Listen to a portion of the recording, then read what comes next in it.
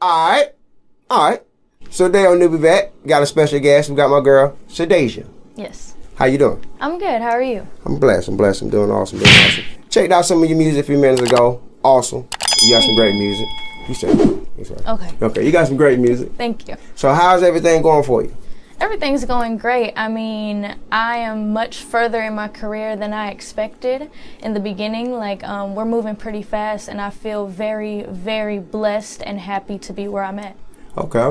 All right, so let's go into the beginnings. So, what got you into first getting into music and wanting to know, like, okay, I want to take this to the next level? Like, what got you into those? I was probably 3 or 4 years old. My first time on stage when on St. Croix, I was doing a calypso contest, and you know, once you get that taste in your mouth, it's over with. So, what kind of contest was it? A calypso. It's kind of a genre of music, almost like it's like a rhythmic spoken word type of vibe, almost a soca vibe. You know, it's just a part of my culture. And I won first place in my genre, in my section. And after that, I was just like, this is what I want to do. I want to be a performer. So, okay, that's awesome, man. That's awesome. And you from St. Croix, right? Yes. St. Croix. Where's that originally located at? That is in the U.S. Virgin Islands, in the Caribbean, about 30 minutes from Puerto Rico. Okay. All right, so here's a good question that everyone probably wanted to know. Like, what made y'all come from the islands to the U.S.? It was almost like a happy accident. We were visiting family in New York, and for Christmas, and we couldn't get back home because there were a lot of storms and all types of hail. So one of my aunts were just like, you should just stay. So we did. My mom was like, if I can get her in school, you know, we'll stay. And I was able to finish the second semester of 5th grade. And after that, we decided to move down to Georgia, where it was a little more affordable and easier for my mom to do her job in the military. Yeah, I be wondering, going back to like when people come from like a different country, or they come from the islands or something like that, and they come to the U.S., it'd be certain cities that attract them to move there. Right. You know what I'm saying? Like New York is one. Atlanta, you know, just became recent one in recent years. California was really the main one of them for a long time. And the 80s, 70s, 80s, time like that. So, okay, cool. So when y'all moved to Georgia, like, what was the transition from New York to Georgia? And like, cause the lifestyle's totally different. Oh yeah. So how was that transition from New York to Georgia? It was pretty much a pace change. I'm really easily adaptable. So for me, it was just kind of like, okay, I'm the new girl again. So let me just make the best of it. And it was just a slower pace instead of the hustle and bustle of the city in New York. And it was pretty easy because, I mean, 6th grade, you get friends and you're good. So right. So what part of Georgia did y'all move to? Augusta? Augusta. Oh, so you moved to Augusta? Yes. Okay. Cool. So what school was you going to? I started in Murphy Middle. Okay. Yes, for 6th grade, and then I auditioned to be in Davidson Fine Arts. Davidson Fine Arts. Where's that located? That's located close to downtown off of 12th Street. Okay, you like it? Oh, yeah. It was a tougher school academically, but I loved it because I love performing arts. So I was able to kind of hone my craft and pretty much develop what I always wanted to do. Why was it tough academically? I mean, it's a magnet school, so they kind of hold their standards as far as like homeworks, classwork, and everything is just a little step up from, you know, a regular public school. It's still a public school, but they try to make sure that statistically we're on kind of high in the list. Yeah. So basically for high-end students that got high IQ grades, whatever, go to that school. Oh, yeah. Okay, cool. All right, so they nothing like alternative school, nothing like that. Nah, it's nothing like that. Okay, cool. All right, so were you doing any music in New York when you was in New York at that time, or you just started doing the music when you came down this way? I started doing music actually last year. Okay.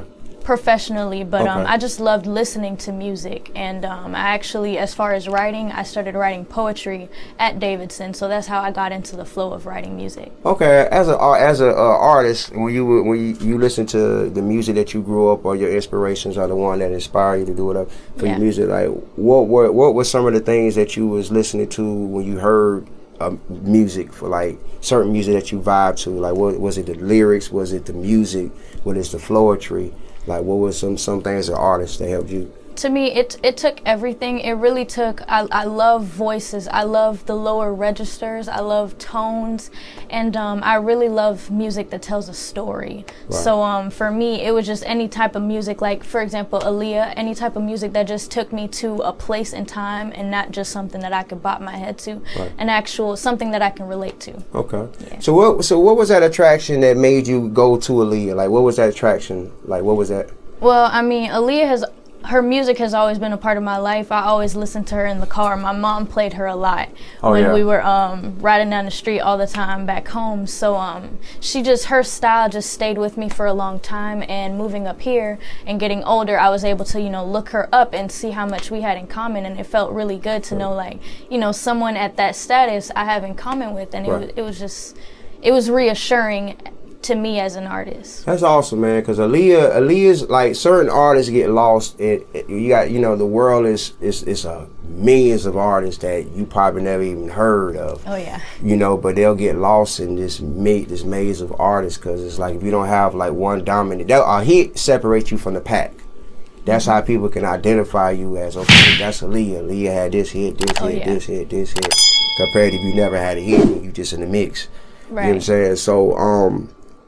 So was it did you study her music videos, like watch her videos, watch her dances, the choreography and all the whole nine? Definitely, especially now as an artist, that's what I do now to see, like, how I can better my craft and, watch and study people who work, because I am a student of music, so I have to pay attention to artists who made it instead of, focusing on just locally. Right. So how do you separate and try to avoid the outside noise, meaning like social media, different things? Because when it comes to music and certain style of music, people have the tendency of talking to artists to making something out of their range or out of their elements, whatever, because they might not feel like they're not getting enough looks or enough attention or wants or likes. So how do you separate yourself from those and focus on your main style of music, so you won't get lost in the mix? Well, from my understanding, it is very important to stay true to your style. And if somebody doesn't like you, they're just not going to like you.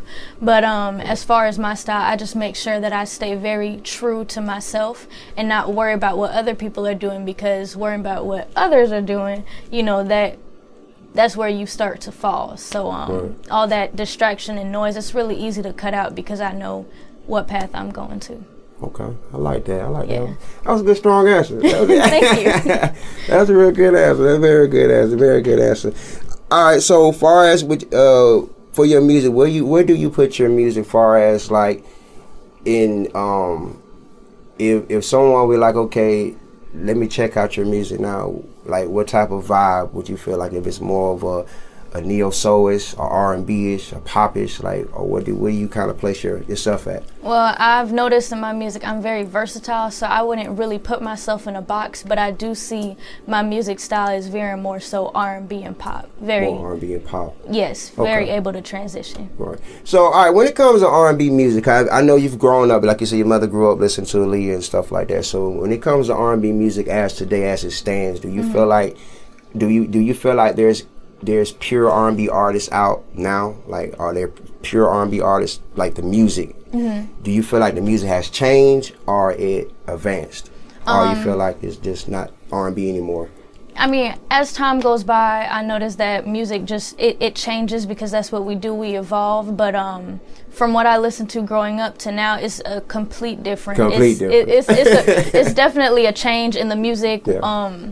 The quality is still great, but the storytelling has kind of been lost along the way sometimes. So there's definitely a change, but the music's all good. But I'm definitely true believer of storytelling, so that's what we're bringing back. Yeah, and because it like you said, it was lost, and then a lot of love music was lost too. I mean, you have some R&B singers that's trying to make the R&B push back, but you notice a lot of those are not African Americans. Like a lot of the top popular R&B singers now, it's Sam Smiths, the Bruno Mars. You know what I'm saying? Like, and it's crazy. We still got Chris Brown, but Chris Brown more of the pop. Then he's everywhere really. You could put him anywhere. But what I mean by R&B singers, like when it comes to like the Fantasias, the Jasmine Sullivans, you know, those right there, they don't get as much hype as you get the LMAs, the Hers, you know, different singers like that. So, like you said, there is a change of the guard. Stuff has changes or whatever. Oh yeah. So are you still in Augusta, or you done moved? I actually moved to South Carolina in Johnston, and it's a really nice pace. It's we live on a farm. On a farm. Yes. Oh, yes. That's good. Hey, that's awesome. Oh yeah, it's hey, really less peaceful. distractions. Oh yeah, definitely. Yeah. Very peaceful. You know, it's so quiet, and it's very nice for a change of scenery and to kind of move away from all the distractions and the people who from back home. You know, it's very important to grow. You have to move out of your hometown. Right. Most times. So do you get homesick sometimes? I mean, I miss my family, but I'm always able to go see them. So it's never to the point where I'm just homesick. But we are going back to St. Croix very soon to shoot a music video. Oh, okay. That's going to be awesome. Oh, that's going to be really awesome. So out of all the tracks, you got 12 tracks, right? Yes. 12 tracks. So out of the 12 tracks, I know all of them are your babies, but if you could pick, if someone would come to you right now like, hey, what's one song, you know, what's that one song you would tell them to listen to? Oh man. If you could only have one song to pick. If I pick one song, it'd have to be Bottom on That Beat, which is my new release, and it's just a very universal song that all ages can get into and get up and dance. Right. Yeah. Right. Okay. Yeah. Okay. Cool. So when you get into the flow of your music, when you working in the studio and stuff, because your music sounds awesome. Thank you. I like everything. So when you in your vibe and your stuff, like working on your lyrics or working on stuff, like what's your mind state? Like what are you thinking when you working, when you in the booth and you know performing and stuff? Like what are you thinking? Like what's your mindset? Mindset is gotta get it right. I mean, I am my hardest critic, but as far as why is that? Because growing up, I just felt like I just have to be the best at what I do, especially even grades. Like I just always wanted to do the best that I can do, not be the better than anyone else, but just my best and bring that forward. But so I'd always make sure, you know, I'm pretty much on myself. Like, you know, is this really the best you can do? You know, do you think you can do it any better? So I make sure, especially in the studio, like if I hear something and I'm like, I could do that better, let's do it again, you know, making sure that it's right and making sure that it is the best of product of me. Right. Because you want to make sure it's right. You don't want to release something and later on you're like, oh man, I could have did that a whole lot better. And, definitely. You know, especially when it's already published, because once a song's published, it's out there. You can't. You got to make a remix now. You can't redo the original. So that's just what it is. You got to do a remix.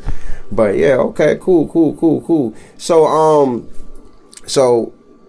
you say you got a music video that you're working on, and that's the what song that is again? That's Bottom on That Beat. Where and that's when you're doing the St. Croix. No, that's not the one. Okay. We're actually shooting here in different places in America, but we are shooting some places in Georgia, South Carolina, and we're just traveling to different spots, you know, and getting everybody in the vibe of Bottom on That Beat. Okay. So performing, doing these shows and stuff like that, on the performance heading out, like what were some good spots that you performed that you know that the crowd showed you some good love that you wouldn't mind coming back to show, you know, perform at? Oh man, Washington, Georgia definitely showed me a lot of love. Washington, Georgia. That's near Everton. Is it near Everton, Georgia? Yes. Everton? Okay. Yep. I've been there. I rode through there before. Okay, cool. They show a lot of love. Okay. Where was it, a festival or concert? There was a blues fest, a car show. Actually, I think 2 blues fests. So yeah, been there a couple times. Okay, that's awesome. Washington, Georgia. I'm about to check that out. I'm about to really check that out. Okay, cool. Oh yeah. Okay, so far as when it comes to your stage performance and stuff, you have the dancers, the whole nine, the backup, the whole thing. What is your next level of show that you want to perform at? Like Coachella, BET Awards. What's on your goal list? That would be very amazing to perform at Coachella, BET Awards, Grammy Awards, all of that. That is definitely That is definitely a goal, but so far right now, I'm just enjoying performing wherever I perform. I just love performing. Right, yeah. Love performing. And that's, so you like performing more than the song process, or which one? You like to perform better? I love both. I mean, just any product that I create. Oh yeah, that's a tough question. Yeah.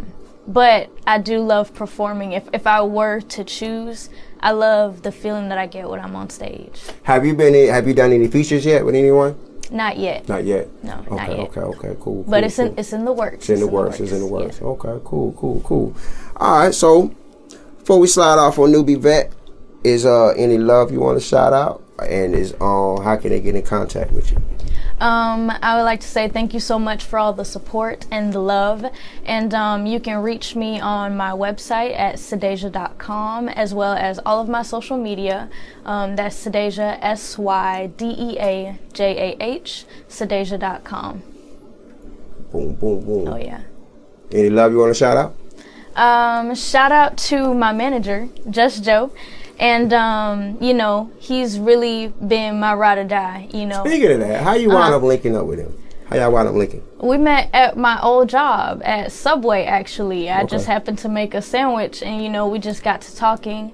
And he originally scouted me out to do a movie. So, like, do an audition for his movie. Right. Yes, and I sang, and he was like, you know, goddamn, girl. Like, you know, so he was like, she really got it, you know. So that's when we started working on my music. Right, and it's been just show you a whole different world in. Oh yeah. It's crazy, man. It's like you can be working like a regular job, and then you just not knowing all the other stuff that you're missing with the talent that you possess. It'd be right there. Definitely, and what's for you is for you, and it's gonna come whether it's later or now, and it just so happened that it happened sooner for me than later. But you also look at it like this situation that the place where you at now would never happen if you would have never responded back and actually took advantage of that. Right. You know what I'm saying? Because you could have easily been like, nah, I'm good. Yeah. And you probably still at Subway. Yeah, probably. Just being honest, though. Oh, yeah. Okay, cool. Any other love, though? I want to shout out to my family for always being supportive. I want to shout out to everybody who has helped and supported me. Shout out to the dancers. Shout out to the studios I've been working with, TSP and XRO. And shout out to everybody else in my support system.